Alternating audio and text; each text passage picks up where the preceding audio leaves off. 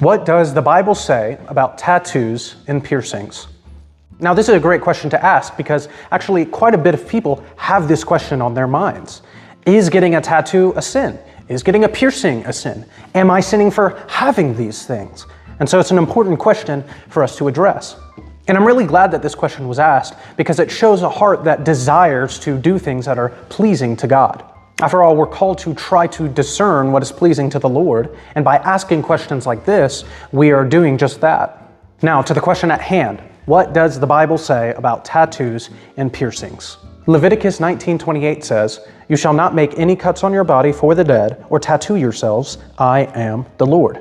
This verse is often cited by people who believe that tattoos and piercings are sinful. I mean, it says it right here. You shall not cut yourself. You shall not mark yourself. You shall not tattoo yourself.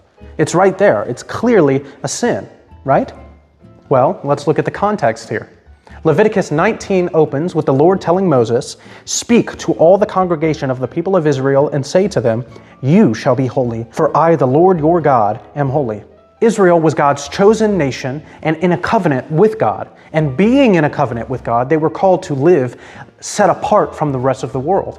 When surrounding nations looked at them, they were to see that they were different. They were to see that Israel was not like every other nation. And God gave Israel three categories of law: judicial, moral, and ceremonial. The judicial law governs civil society. The moral law is summarized in the Ten Commandments and is still binding on believers today. And then we get to the ceremonial law, which gives regulations and rules for worship. This was given to make Israel holy and to show the surrounding nations that the God that they served was a holy God. The statutes given in this chapter, Leviticus 19, fall under the ceremonial law, which is not binding for believers today.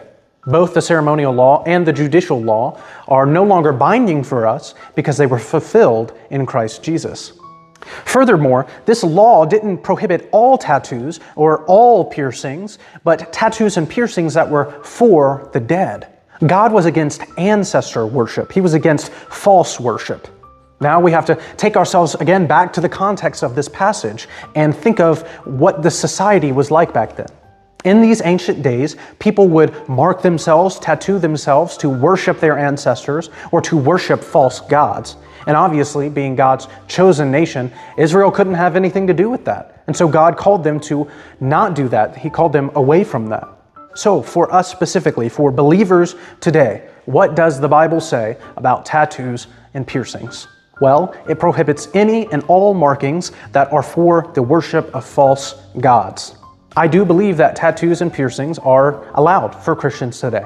I don't think that we're prohibited against getting these. However, we have to remember what Paul says in 1 Corinthians 10:31. So whether you eat or drink or whatever you do all to the glory of God. So the question you need to ask yourself is, will these tattoos or will these piercings bring God glory? All things are lawful, but not all things are helpful. All things are lawful, but not all things build up. So we have the liberty and the freedom to do these things, but our liberty must be in submission to Christ. Just because something is permissible or allowed doesn't mean that it's wise or glorifying. And so if you're considering getting a tattoo, you need to look at your motives and ask yourself, why am I wanting these tattoos? Why am I wanting a piercing? Are you doing this out of rebellion? Are you doing this to fit in? Are you doing this to look more like the world? Or are you doing this to glorify God? We're told in Philippians 1:27, "Only let your manner of life be worthy of the gospel of Christ, so that whether I come and see you or am absent, I may hear of you, that you are standing firm in one spirit, with one mind, striving side by side for the faith of the gospel."